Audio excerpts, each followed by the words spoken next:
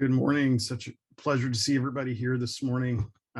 Excited to be here with you, talk a little bit about Harry Truman, a lifelong learner. Most of you know that Harry Truman was born in 1884 in Lamar, Missouri, which is in southwest Missouri. And so the family moved to Jackson County shortly thereafter. And by 1890, the family found itself in Independence, Missouri. So just to kind of recap, Truman born in 1884 in Lamar, Missouri, and then comes to Jackson County, Independence, Missouri in 1890. Now, the reason why the family came to Independence primarily was because of its public educational school system. And so Harry Truman, his sister Mary Jane, and his brother Vivian attended school in Independence. And so the education that Truman received, he was taught classics, he studied Latin, there were classes in mathematics, English literature. And so it's really through his high school teaching that he discovers this love of learning, and which is cultivated primarily through his reading. One of his teachers remembered him being in the library of the school, but also in the public library. One of his cousins called him essentially a bookworm. And so this love of learning was very strong, and within the family, particularly Harry Truman's mother as well, encouraged the learning, and he never really stopped reading. Now, one of the things that you'll see here, and I'll take us to a close-up shot, there's a Latin inscription behind all of the graduates in the 1901 class. There's Harry Truman right there. He's in the back row, fourth from the left. Bess Wallace, who he will later marry in 1919, she's right here on the second row, first person. So this Latin inscription is Juventus Spes Mundi, which means youth, hope of the world. And Harry Truman, in many ways, kind of fulfilled that oath for one of his teachers here, Ardelia Hardin Palmer. Ardelia Hardin Palmer was his Latin and math teacher. And they had a long-standing exchange of correspondence, even when Harry Truman was president. And in one of those letters, she talks about how he fulfilled that Latin inscription above their 1901 high school.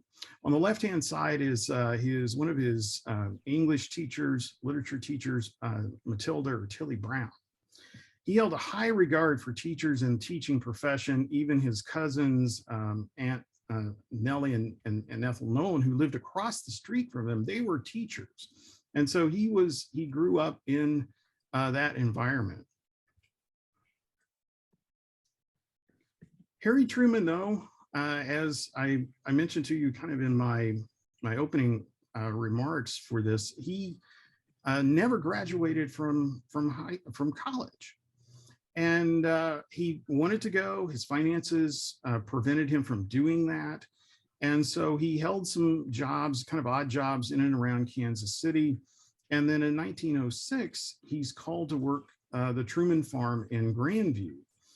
And he used, I think, some of what he had learned in high school, at least the commitment to learning. He studied kind of scientific farming. He was the one in the family that kept the books. They had, in other words, the financial records. They had gestation books for various animals. There was a hay and pasture book. And so he kept the records, but he also read about scientific farming. They practiced crop rotation. And so he uses that. He continues to kind of study. So when the United States enters the First World War in 1917, Truman leaves the farm and becomes a captain of Battery D. He commanded a group of about 200 men who carried 4 French 75mm guns on the battlefield in France. And there again, he's keeping track. He's writing reports, reading about the places that they visit. while they get some time off after the ceasefire. And so he continues that lifelong learning there. Comes back to independence after the conclusion of the war. He marries Bess Wallace in that 1901 graduating picture, and then moves into her family's home at 219 North Delaware. He's also looking for work, and he has a very short stint as a haberdasher. He co-owned a haberdashery shop with one of his Army buddies, Eddie Jacobson. That was in Kansas City. That goes belly up. It closes in 1920, early 20s. And so he's looking for work again. And so he relied upon his connections that he had made in the First World War. There were members of the Pendergast machine family that he had served with, and they encouraged him to run for a position in Eastern Jackson County. It was a county judge position, which was kind of an administrative position. They oversaw contracts, road contracts, all kinds of things. And so read lots of material, and so he is tapped by the Pendergast machine to run for the Eastern District Judge position of Jackson County. Now, Eastern Jackson County included Independence and Grandview. That was heavily rural. Harry Truman had been a farmer. He's a World War I veteran. He was a Mason, member of the American Legion. These are all qualities that the Pendergast machine thought Harry Truman could use to appeal to voters. So he wins that election, serves a 2-year term, and he loses a re-election for the Eastern District Judge. So he's out of work again.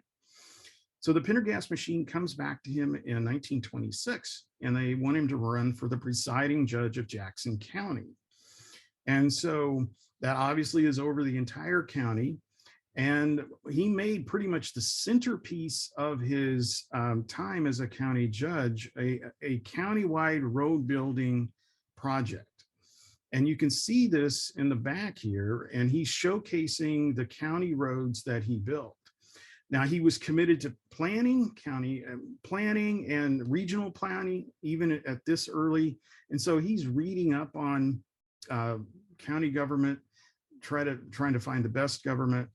But as a county judge, he's going through, again, these contracts, reading, analyzing, and thinking about what might be the best course of action to proceed.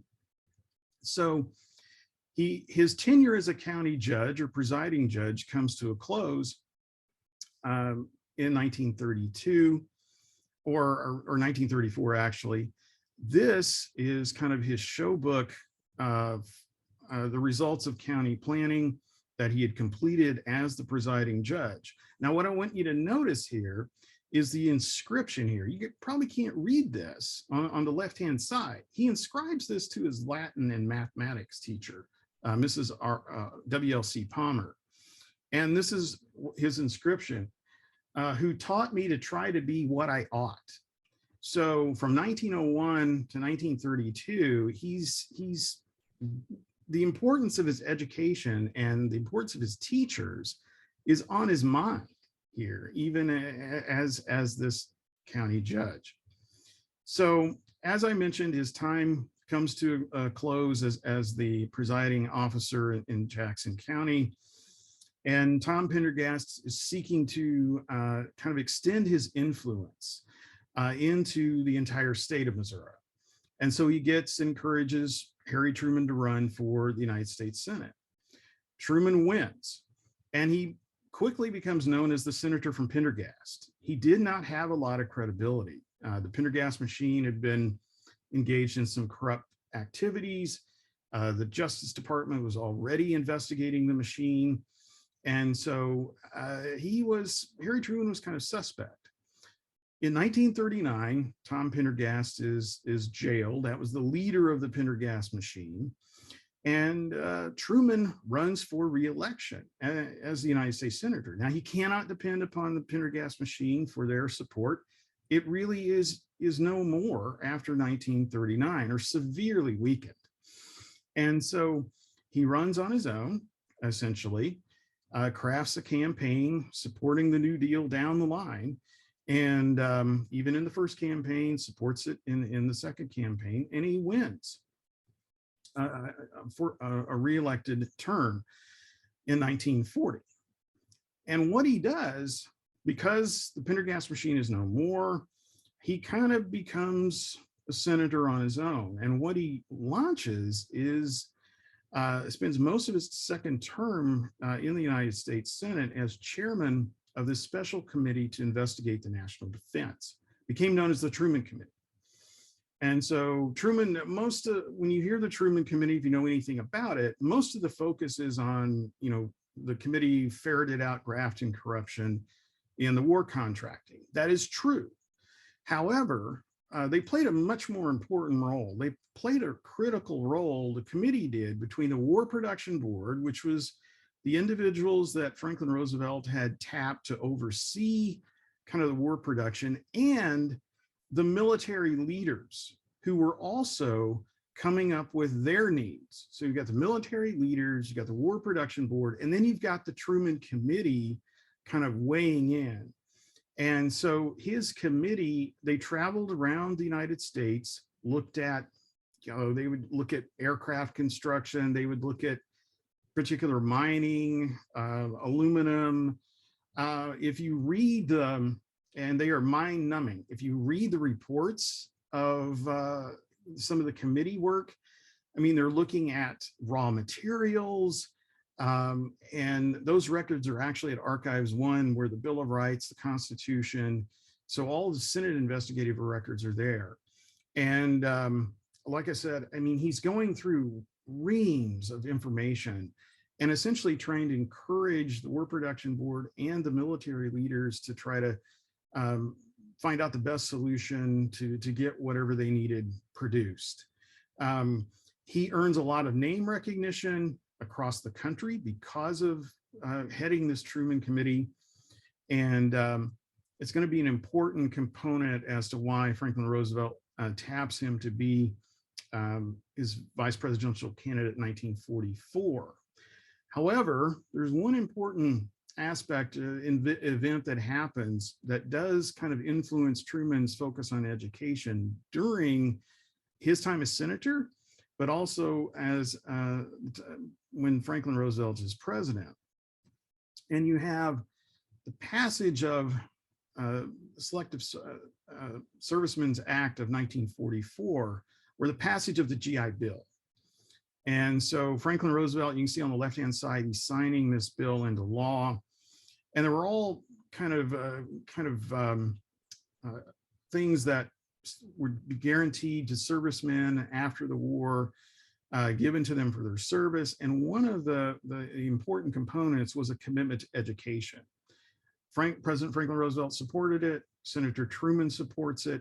President Truman later will come to support this as well. So this is passed before Harry Truman becomes president.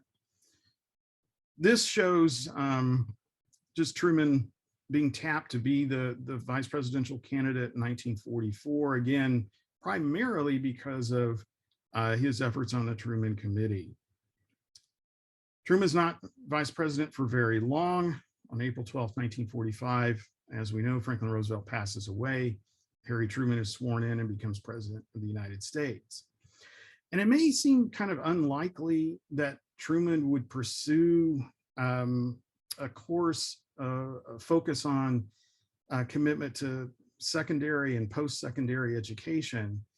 But Harry Truman presides over the end of the Second World War and the beginning of the Cold War.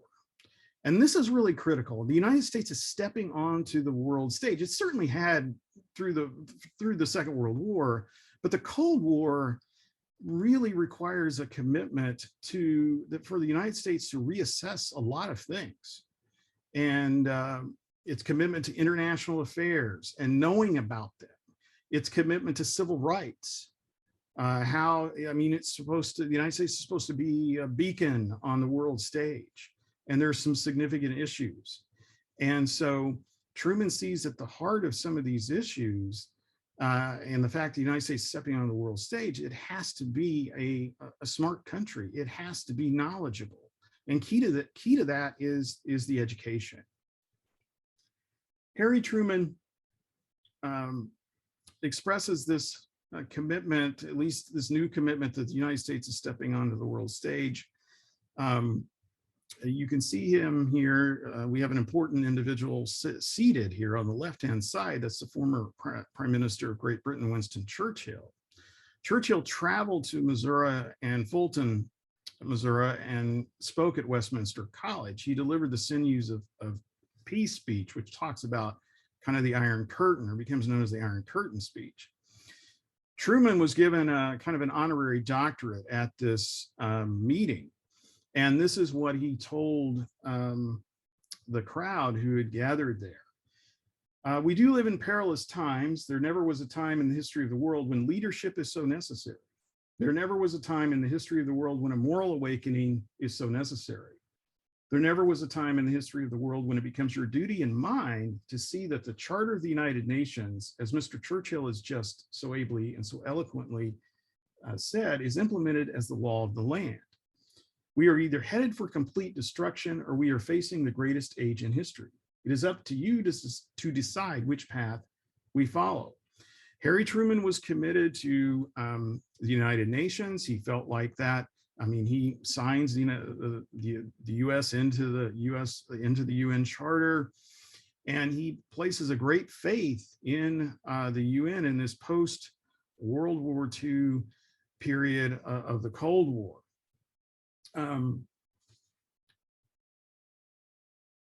His commitment to education, certainly you can see it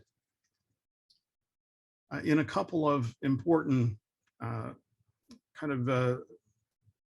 actually the commission that he creates on higher ed. But in July the 11th, 1946, he assembled a group of educators, primarily in higher ed, for a conference on emergency problems in higher education. So this was July 11th, 1946. This is what he told them. We don't believe in wars anymore, of course, but I do believe that if we can implement the United Nations organizations with a police force behind it sufficient to make its mandate stand up, we can have world peace. Just as we finally, after 80 years, at the end of the Civil War, obtained peace in the United States. He's using his own history here and the history of the United States. We had to take time out to fight among ourselves before we could make up our minds that the states ought to live together peaceably. International dealings are no different from those carried on among individuals. Nations represent a community of individuals, and there isn't any more reason why we can't understand each other as nations than why we can't understand each other as individuals. Now, it is your duty, he's talking to the educators, as the educators of the country, to get the rising generation to believe that. And if you can overcome those prejudices which cause wars, religious prejudice, economic prejudices, misunderstandings between races and people of different languages, we can accomplish this. You know, it would be as easy as could be to create a world peace if everybody in the world spoke the same language and read the same newspapers, and a code of morals based on the necessity for people to live together. Unless we have a code of morals which respects the other fellow's interests and in which we believe that we should act as we would be acted by, you never can maintain peace. 2 days later, he appoints this National Commission on Higher Education. And in his letter of appointment, this is what he had to say. As veterans returned to college by the hundreds of thousands, again, due to the GI Bill, 1944, the institutions of higher education face a period of trial which is taxing their resources and their resourcefulness to the utmost. The federal government is taking all practical steps to assist the institutions to meet this challenge and to assure that all qualified veterans desirous of continuing their education have the opportunity to do so. I am confident that the combined efforts of the educational institutions, the states, and the federal government will succeed in solving these immediate problems. Now, what does he want this commission to do? He wants the commission to find ways to expand educational opportunities for all young people.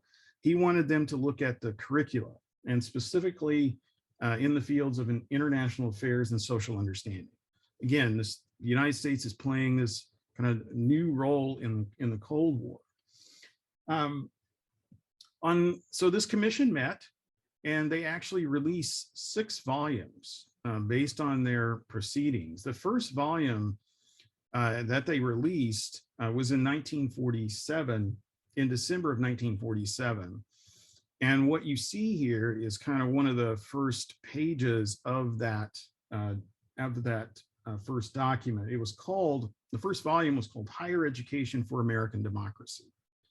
And Truman issues a statement when the commission actually released this first volume. He talks about higher education being confronted with tremendous responsibilities. I talked about overcrowding, shortage of teachers.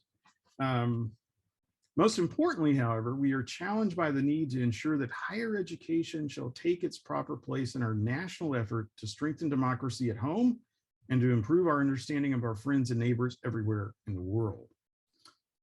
A carefully developed program to strengthen higher education, taken together with a program for support of elementary and secondary education, will inevitably strengthen our nation and enrich the lives of our citizens.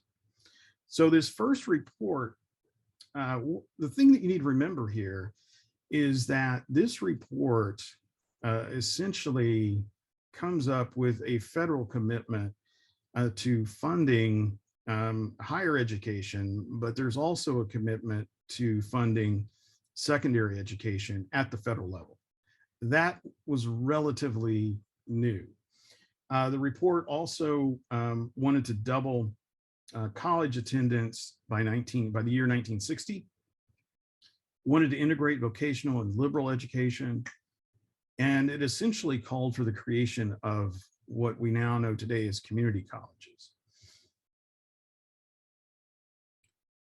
So the Truman administration proposes legislation to fund increased funding for higher education as well as secondary education. The challenge is that it passes the Senate, but it does not pass the House. It never did. And Truman wrote the Speaker of the House a note, and you can see that here. This was in May of 1948, encouraging the House to at least take up. They didn't even take up the legislation that the Senate had passed. And so it essentially dies. But like I said, the significance here, if you look at kind of that last sentence, but it is necessary and proper that the federal government should furnish financial assistance. That is a relatively, not necessarily a new concept, but Truman is putting this federal aid on the map. And he doesn't stop. He doesn't get it. He continues to speak out in support of public education. He does this at the commencement speech that he delivers at the University of California at Berkeley.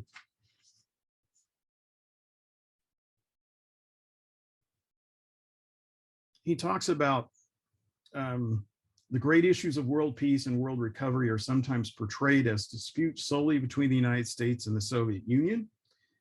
He says this is not the case. The fact is that not a single one of the major unsettled questions of the post-war world is primarily a disagreement between this country and the Soviet Union. We are not engaged in a struggle with the Soviet Union for any territory or for any economic gain. We have no hostile or aggressive designs against the Soviet Union or any other country. We are not waging a Cold War. He delivers these messages and the higher education and this new role the United States is playing on the world stage. I mean, he connects those here. Truman seeks election on his own in 1948 and wins in that close election, but he never abandons this commitment to greater funding. He travels to Rollins College, which is in Winter Park, Florida, in March of 1949. And this is what he told the faculty and the students. Never before has this country needed as it does today the leadership of thoroughly trained men and women. We must have leaders inspired from their we must have leaders inspired from their earliest years with the ideals of true democracy. Education is our first line of defense. In the conflict of principle and policy, which divides the world today, America's hope, our hope, the hope of the world, is in education. Now, what goes through my mind? I see that Latin inscription in 1901, youth, hope of the world. That's essentially kind of embodied in what he just said there. Through education alone can we combat the tenets of communism. The unfettered soul of free men offers a spiritual defense unconquered and unconquerable. We may not know what is behind the Iron Curtain, but we do know that the intelligence of the people in the embattled democracies of Europe who live in the front of the Iron Curtain is the world's best hope for peace today. Education is the most important task before us. The Congress should enact legislation authorizing federal grants to the states to assist in meeting the operating expenses of elementary and secondary schools. He goes on, a soundly conceived federal scholarship program in our colleges and universities is a necessary step in attaining this goal. Education has been defined as a bulwark against the acids of fascism and communism. Neither of these totalitarian forms of government can survive an examination by educated men and women free to search for the truth and imbued with the principles of liberty set forth in the preamble to the Constitution of the United States, the greatest document of government, in my opinion, that has ever been written by the hand of man. That Constitution gives us the ability to live together in peace, gives us the ability to see that justice comes to every man, be he big or be he small, be he rich or be he poor.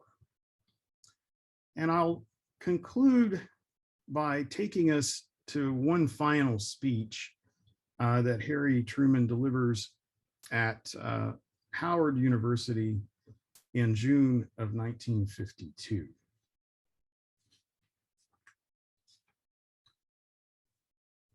And what he does here, he's going to talk about the significance of higher education, but he's going to give kind of a personal view about what he thinks, and he's also going to tie it to civil rights, because as we hopefully know, Truman had also created a commission on civil rights and studied, released a report called To Secure These Rights. And Harry Truman had also issued the executive order, which had resulted in the integration of the United States military. So this is what he had to say. This university has been a true institution of higher learning, which has helped to enrich American life with the talents of a gifted people. For example, every soldier and every civilian who receives the life-saving gift of a transfusion from a blood bank can be grateful to this university. For this was the work of a distinguished Howard University professor, the late Dr. Charles Drew, that made possible the first blood bank in the whole world. This is a practical illustration of the fact that talent and genius have no boundaries of race or nationality or creed. The United States needs the imagination, the energy, and the skills of every single one of its citizens. Howard University has recognized this from the beginning. It is accepted among its students, faculty, and trustees, representatives of every race, every creed, and every nationality. I wish I could say to you who are graduating today that no opportunity to use your skills or knowledge would ever be denied you. I can say this. I know what it means not to have opportunity. I wasn't able to go to college at all. I had to stay at home and work on the family farm. You've been able to get the college education that is so important to everyone in this country. Some of us are denied opportunity for economic reasons. Others are denied opportunity because of racial prejudice and discrimination. I want to see things worked out so that everyone who is capable of it receives a good education. I want to see everyone have a chance to put his education to good use without unfair discrimination. Our country is founded on the proposition that all men are created equal. This means that they should be equal before the law. They should enjoy equal political rights, and they should have equal opportunities for education, employment, and decent living conditions. This is our belief, and we know it is right. We know it is morally right, and we have proved by experience that the more we practice that belief, the stronger, more vigorous, and happier our nation becomes. That is why 6 years ago, I created the President's Committee on Civil Rights. Nearly 5 years have passed since this committee made its report to me and to the whole American people. Today, I want to talk about some of the progress that has been made in those 5 years.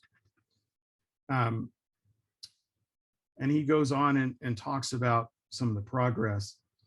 And he says this, it looked like for a while in 1946 and 1947 as if this progress would come to an end. You remember that after the First World War, a wave of hate and violence and Ku Kluxism swept over the country. The problem we faced after the Second World War was this: would we have to go through another experience such as that? Or could we hold to the gains that had been made? We did neither. Instead, we went forward. In many lines, we have made gains for human freedom and equal opportunity that go beyond anything accomplished during the war. And most of those gains have been permanent. They've been written quietly, firmly into our basic laws and our institutions. They will never be undone. These things have accomplished without dividing our people. None of the talk about the country being torn apart has come to pass. These things were done because people wanted them to be done. There has been a great working of the American conscience. Over all the land, there has been a growing recognition that injustice must go, and that the way to equal opportunity is better for us all. Civil Rights Report and Civil Rights Program give voice and expression to this great change of sentiment. They are a necessary instrument of progress. They are the trumpet blast outside the walls of Jericho, the crumbling walls of prejudice. And their work is not yet done. We still have a long way to go. And I will conclude by this quote that's often used, but it does kind of reflect, I think Truman's sense of learning was really embodied in he had a curiosity, and that was fueled by his reading. He was certainly far from perfect, but he did his homework in a way that I think many historians have not really given him full credit.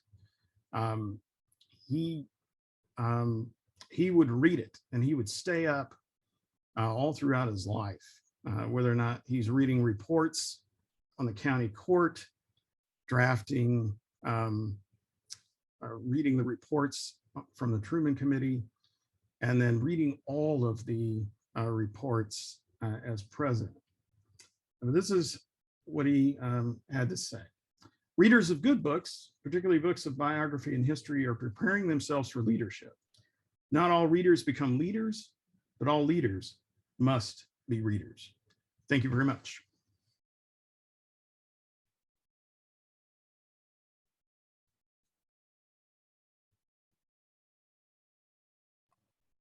Okay, so if you have questions, you can either drop them in the chat. Thank you, John. Or unmute as well. But either way, if you have questions for Dr. Taylor, go ahead and yeah, that's right. That quote is in our museum that John finished with, as John well knows, I'm sure. But it is featured heavily in our new museum renovation that we just completed in the last year. So thanks again to John. We're getting lots of thank yous in there, but don't forget your questions too. Now is your opportunity. And I might start. How's that? Oh, well, here we go. We've got one question here, so I'll wait on my question. There's a couple in there. John, can you see the chat? Or would you like me to read them to you?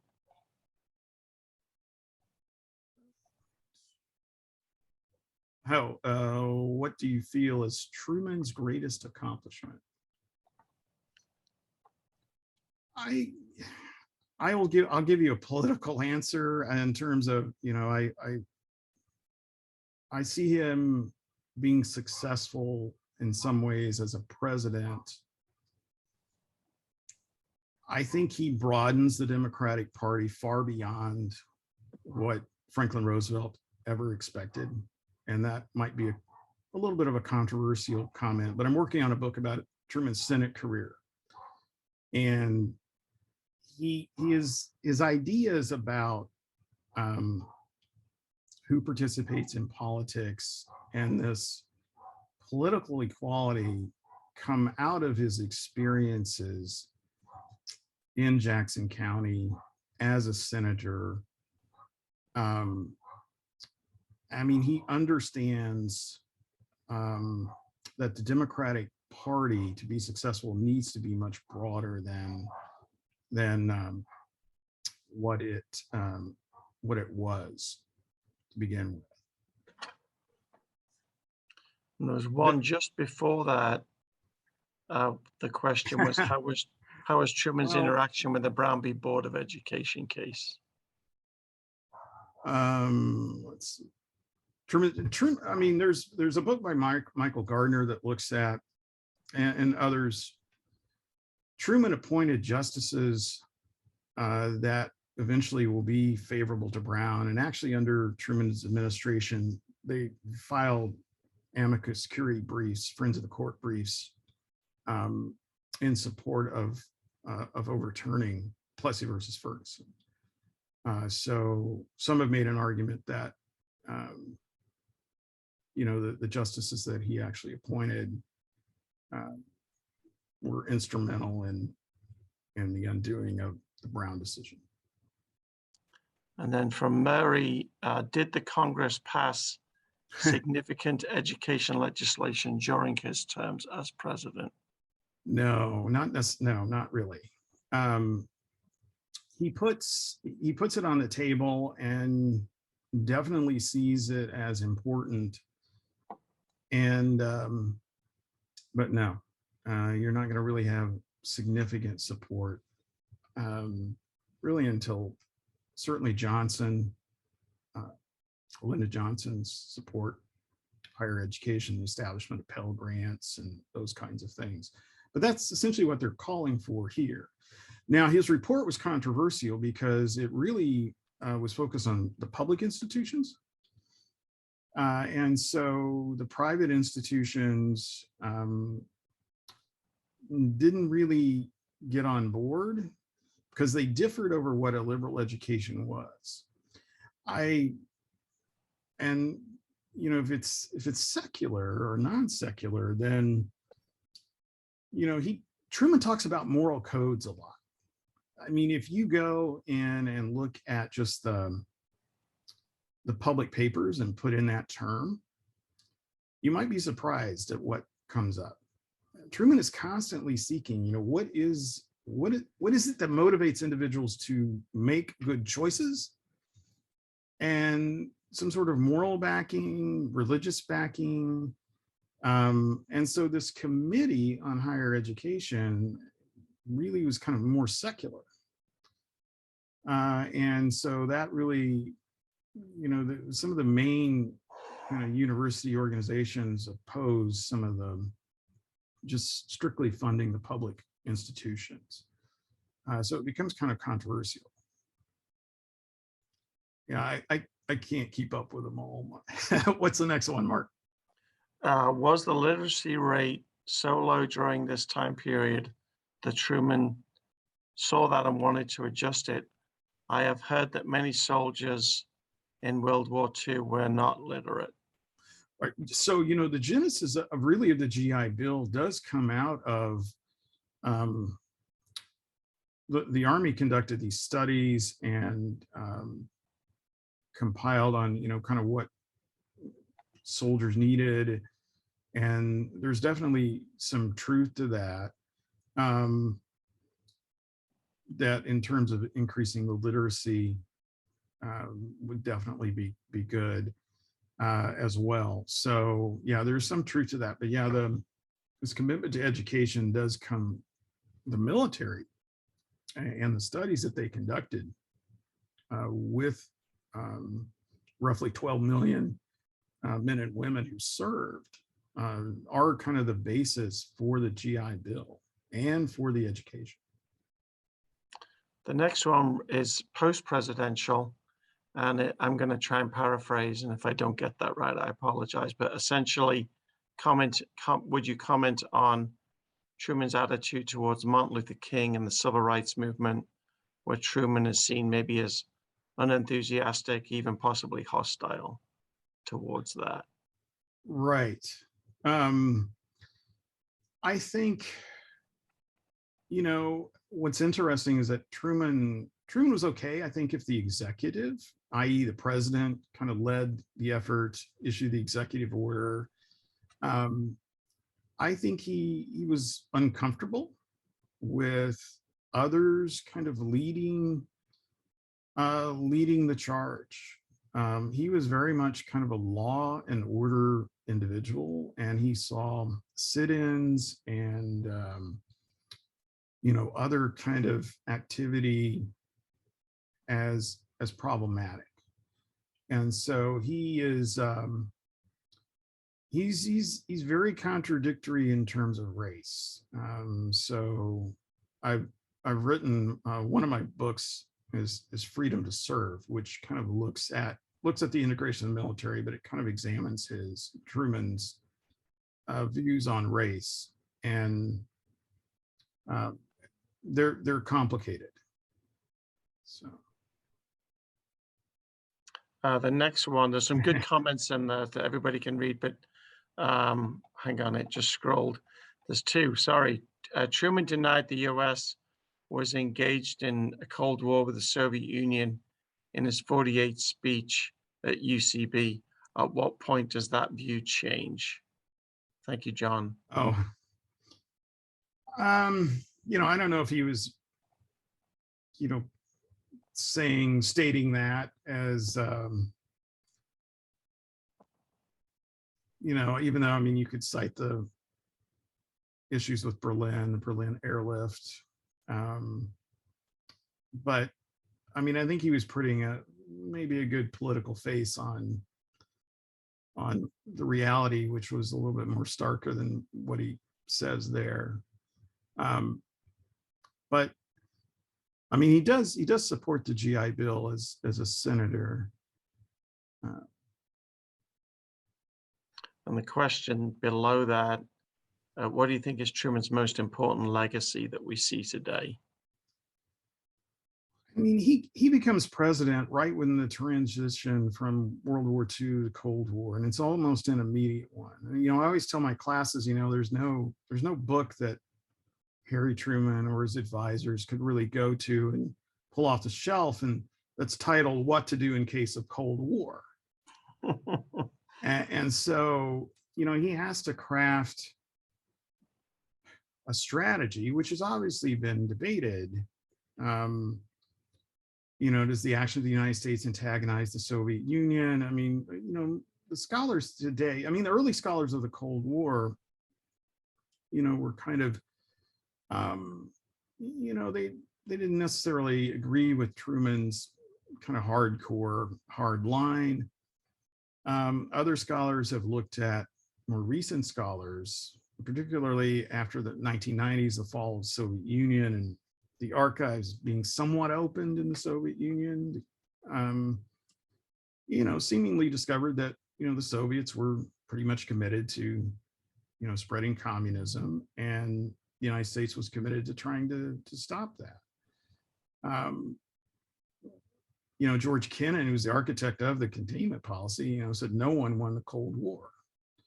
It took a heavy toll on both sides. So, I mean, he realizes that the United States is playing a new role in world affairs. And I think that's the one thing I want you to take away. And so, his actions on civil rights can be viewed through that lens. Certainly his actions on higher education can be viewed through that lens. You have to be kind of more knowledgeable.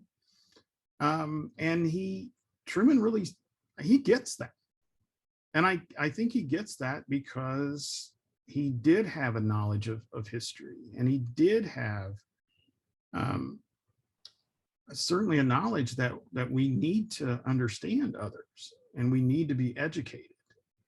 And he was telling Americans to do that, and there is a role for the federal government to play in higher education. There's a role for the federal government to play in securing the civil rights of all Americans. And that's that to me is really important. Now we can debate about, how effective he was on all of those things, but he's trying to manage a country where, now the world is in an atomic age. And, how do you do that? Those are the challenging things. And there's there's I think the international aspect, there's the political aspect, and then there's the personal aspect of it. And you see that kind of with the higher education. I mean, he's talking about, not being able to go himself, and he puts himself in that. But there's also, the importance of an educated citizenry that he sees the United States needs to be at this time. So I think those are kind of important. Those are important legacies. And obviously, you can talk about the Marshall Plan and the economic aid and all of those things, which are definitely on the table too. I mean, he puts a lot of things on the table. That's the thing that really amazes me. And he's able to kind of meander that. To me, I mean, it would be enough if a president just had what to do in case of Cold War to answer. But he also has, how is this going to impact the United States, the reconversion from wartime to peacetime, civil rights, this new role the United States is playing in the world. And I think that those things, I think, get lost when we're talking about maybe his legacy. Couple of questions about the atomic bomb. I knew that surprises you. His thoughts on the atomic bomb himself, and after he ordered that, what was his thought about that, later in life?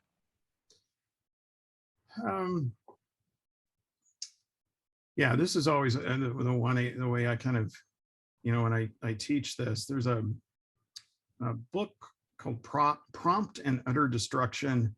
I can't think of the author's name. Maybe Mark can think of it right off the top. But he's looked at, the trying to recreate, historians try to recreate the historical context of, right up. It's almost like a timeline of, what did you know? When did you know it? And Truman seemed to see the use of the bomb as another weapon to end the Second World War. And I mean, I have discussions with my classes, and when was it known just how catastrophic in terms of loss of life the Second World War had been? You have 50 to 60 million people die. You have whole generations in some places gone. And so Truman is trying to find out, how do you bring that to a close in terms of limit loss of American, Japanese, and there's all debates, all good ones to have. But for me, that's the context within which to try to evaluate that decision. And it's a really difficult one. I ask my students, put yourself in your shoes. Put yourself in the shoes of the president making the call, but you're trying to end the war. And how do you do that? I still have no good answers for that. And I wish I had better. Yes, Samuel Walker, thank you. You're welcome. Prompt. And then just in terms of not so much the decision itself, but later in life, in retirement, into the 1960s, even the early 70s. And I've heard some anecdotes of this from his grandson, Clifton, and others, of how did he reflect on it? Did he think back on that decision later in life?